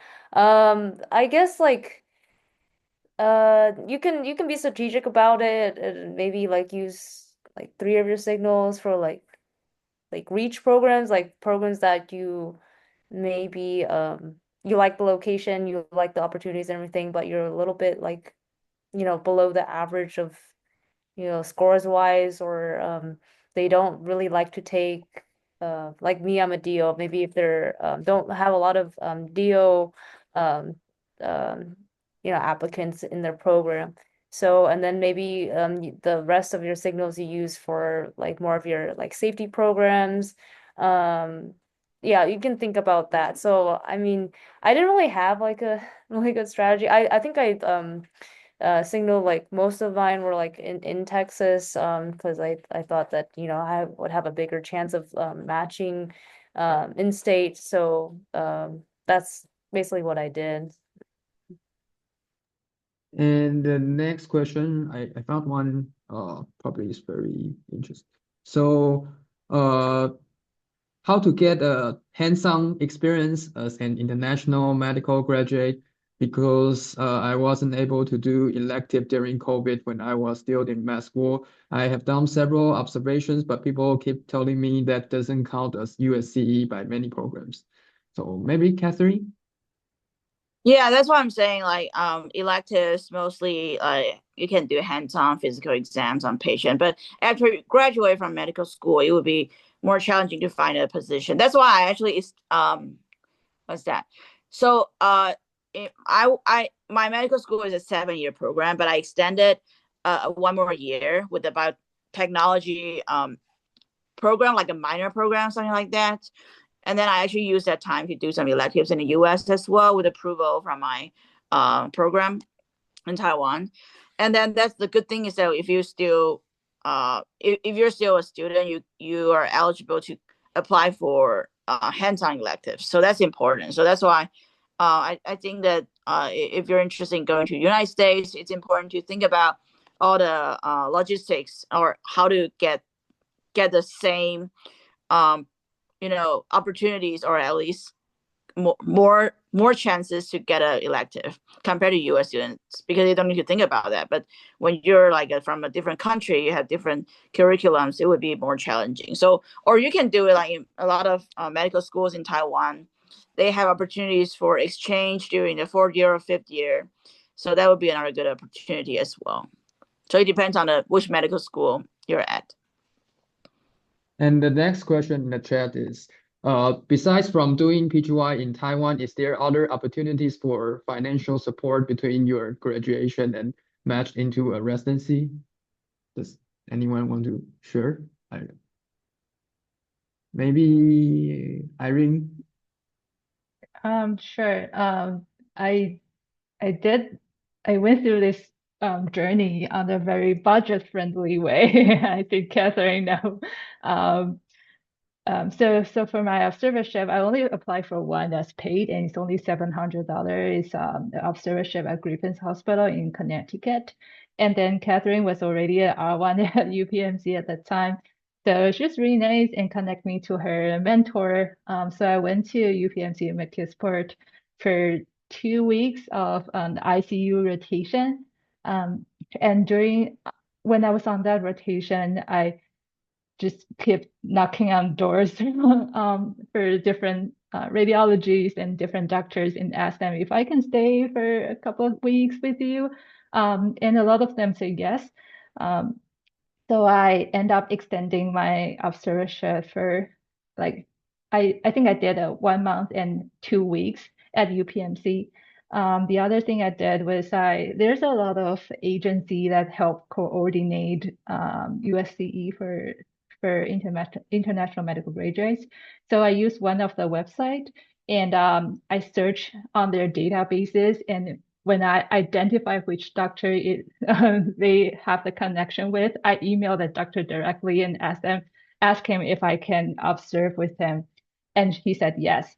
So I went to his clinic. It's a private clinic. It's not a big name hospital, but I can get a hands-on experience. And it was completely free. If you go through that agency, it costs you like $5,000, $8,000 for a month. So I did it very budget friendly. I had some savings from my internship. But I know a lot of times you do need to have family support, or I know some people that would go to cosmetics clinics, do a couple of clinics every week while they are studying for USMLE. That's the other way you can do. If you don't have PGY training and you cannot, like, I think that's what you can do. I think maybe I can share my experience, even though I haven't been into a residency program. So, like for example, I mean, maybe I'm not a good reference, but I know that, for example, for me, what I'm doing is PhD here in the US, and PhD is like a full scholarship program, and then we do have stipend for each month. So what I'm doing is that I usually just save some money for the US MLE or other things for the application or something. So I mean that's one strategy, but I definitely don't recommend that if you don't really like to do a lot of research. Yeah, and it takes very long time. Yeah, and I know another strategy is like doing either research technician or postdoc in the US because for medical school after we graduate we actually get doctor of medicine, so we are having a doctor degree, so you can apply the postdoc job in the US and you will get salary and you will have the chance to finish the application during your postdoc research and then get into the residency program. Yeah, that's what A lot of Yeah. those research fellowship are not paid. Oh yeah, yeah. The majority of them are not paid, especially if you need visa. Like if you don't have green card or you are not a US citizen. Most of the research opportunities you find are unpaid. Yeah, I think it depends. Like for example, in our center here, not just me, we do have several international medical graduates here who want to apply residency program. And I know in our building there are two, like I think one is from Russia and one is from Mexico. They are all like research technicians and they all get paid here. So they are doing research and they do get paid. So they can do USMLE and other stuff. That's my experience right now. Yeah, I think it's institution dependent. Like Yeah. UPMC summer department, like surgery department, they have more fundings. So my friend, she's doing at a transplant surgery, she got the funding, but in some of the internal med, so probably not. So I think it depends on the specialties and department. Okay. So next question I get is I have noticed that IMG would be harder to apply residency program, especially the research the surgery department. Is that true? I'm not really interested in cardiology, but I like cardiovascular surgery. Is that more possible for an IMG to get into like internal medicine or even like cardiology, for example? Yeah. It's definitely easier to get into internal medicine and then apply for a cardiology fellowship. Surgery is very difficult itself. I have a video on surgery, so if you're interested, and if you want to go directly to cardiothoracic surgery, that's even more difficult. There are like less than 20 programs in the whole country. So if you can try to do a surgery first and then apply for cardiothoracic surgery fellowship, it will take you probably 5 years of research if you want to go directly into cardiothoracic tract. So I think if you really want to do cardiothoracic surgery, and you think that's your patient, then that's fine because you will spend 20, 30 years in this profession. It's worth to spend 3, 4, 5 years trying to get into it. But if you are not sure, it's definitely easier to get into internal medicine and cardiology fellowship. And next question I have is, for students with little or none of working experience in the US, how to be prepared for making meaningful connections during USCE? Does anyone want to share? Yeah, I can share a little bit of experience. I think, yeah, as I said, like Taiwanese students, we used to be like very shy or not, and English not our native language. So, like I think what Angela said was very true. Like, do smaller things, or during the Christmas or Thanksgiving, you can write a card or something, and email them during holiday seasons, or to give them updates, to maintain a relationship. And it's all about relationships sometimes when they stand up for you to email the program director to recommend you, or find anyone in their network to support your applications. So yeah, that's very important to have a good relationship. And personality matters.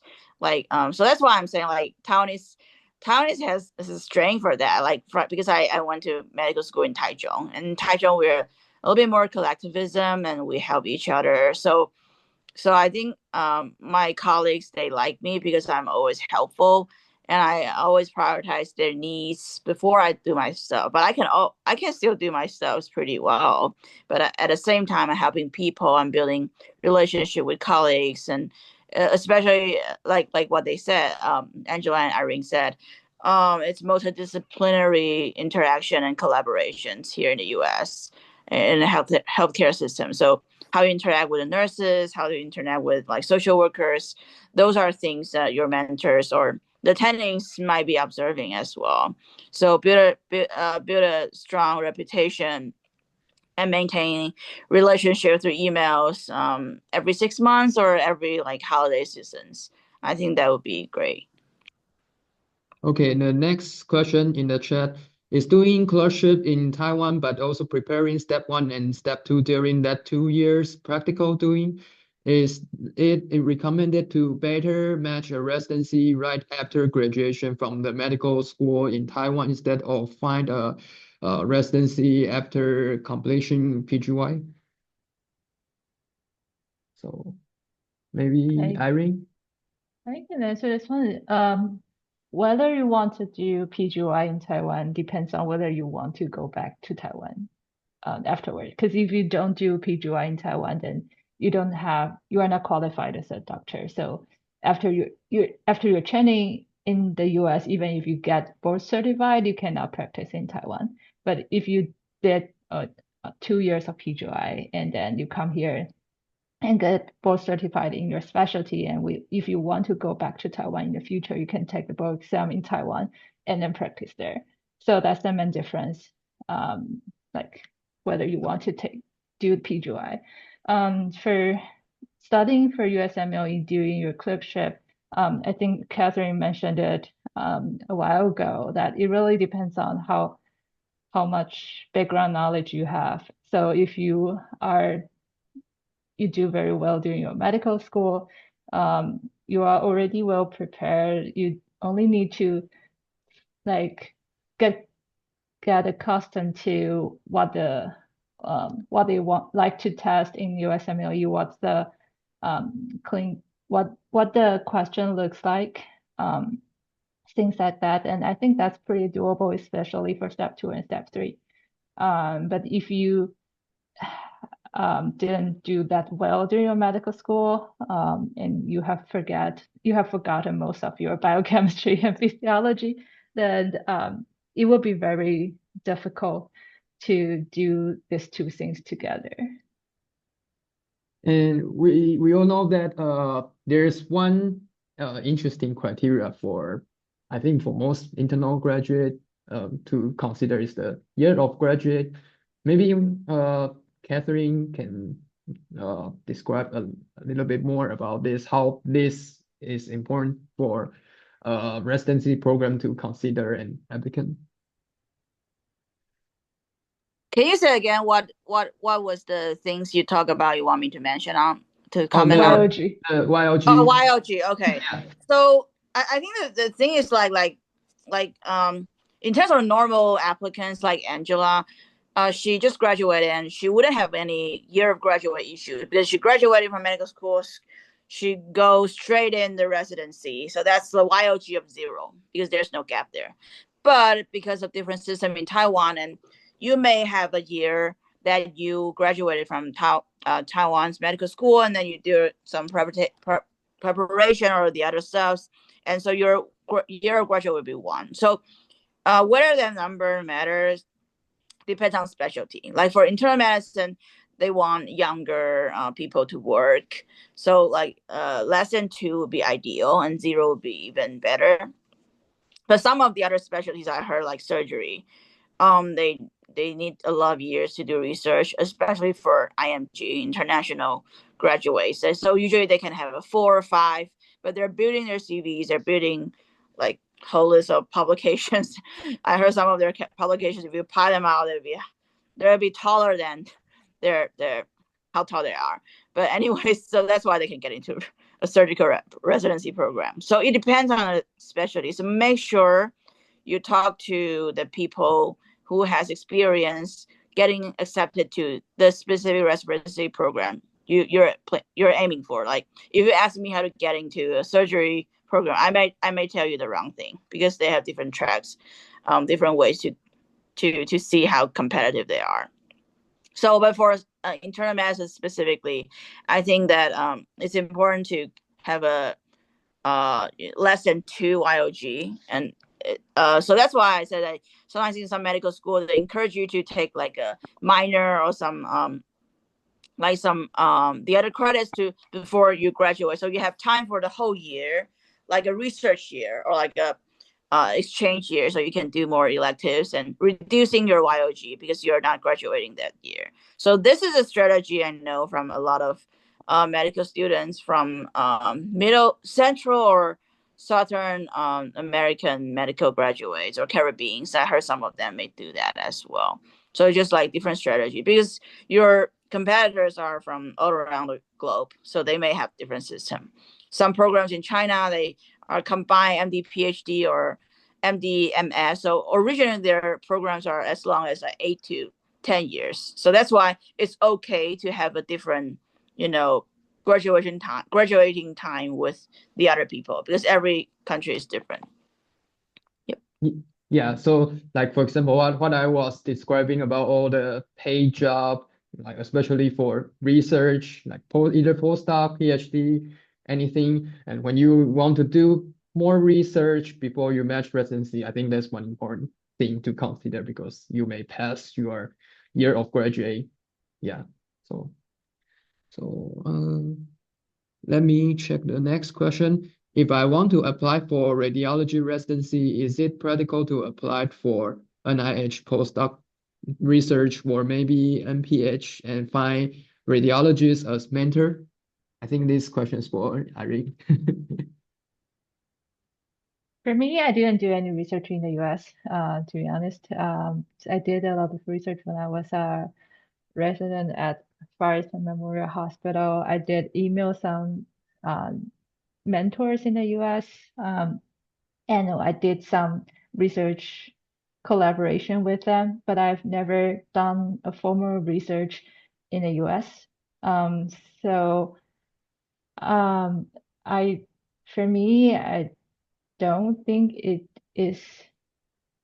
I think if you apply for NIH research in radiology and have a good mentor, that definitely would help. And like really get up a lot of publications. But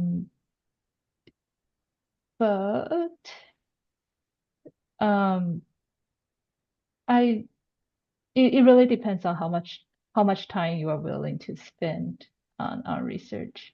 Because I know NIH grants, it would take about 2-3 years at least for most projects.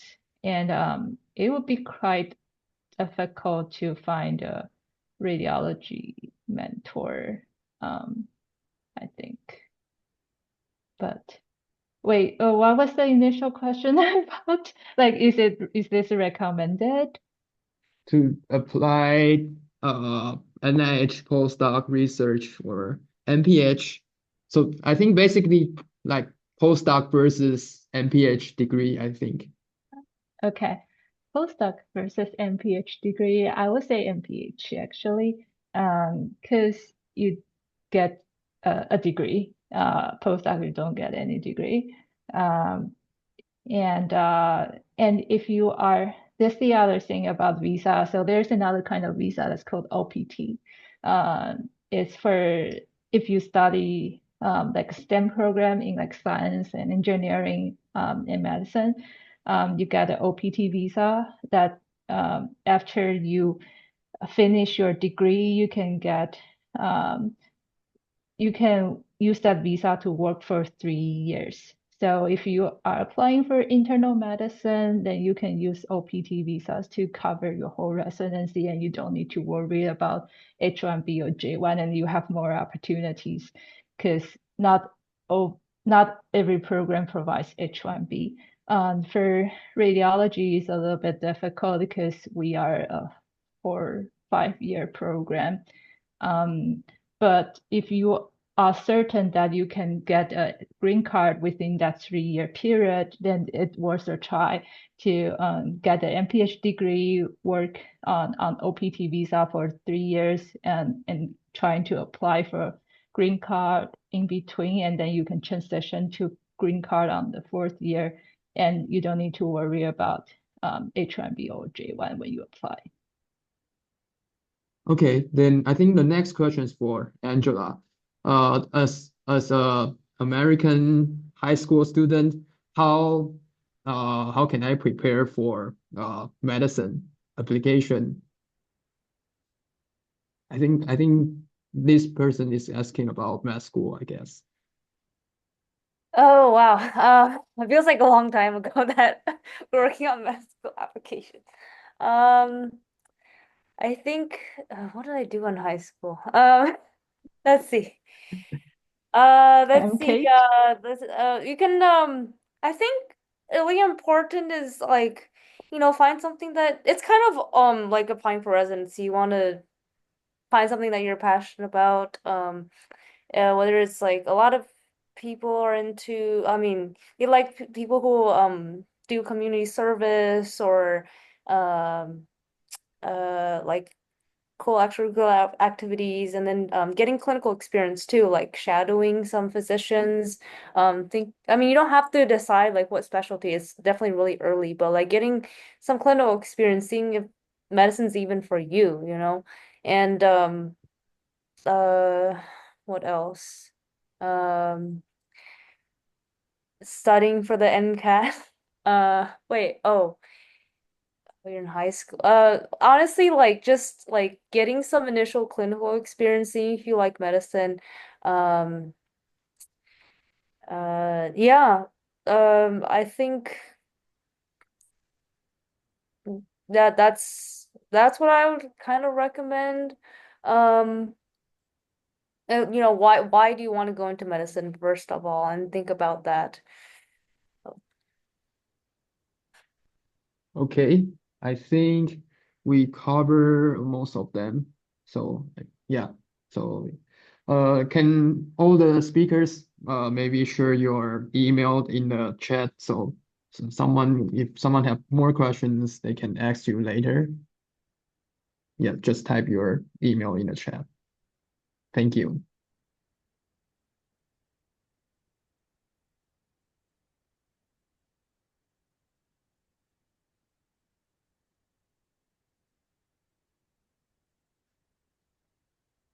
And we see Angela's.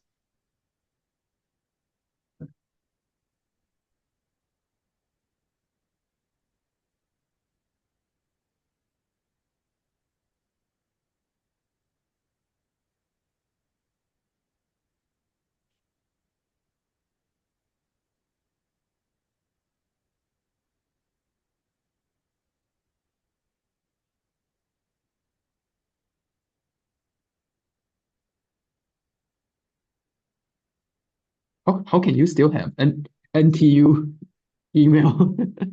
Interesting.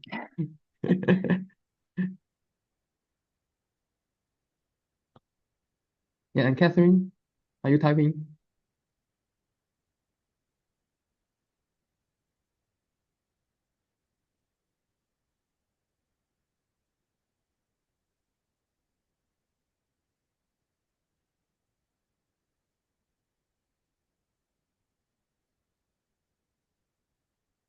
Yeah, please select for all audience. Okay, great. Okay, thank you for sharing your very valuable experience. And I think this is the end of today's event. And let's look forward to the next event. Okay, thank you. Thank you, everyone. Thank Thank you, you. all the audience. Bye. Bye.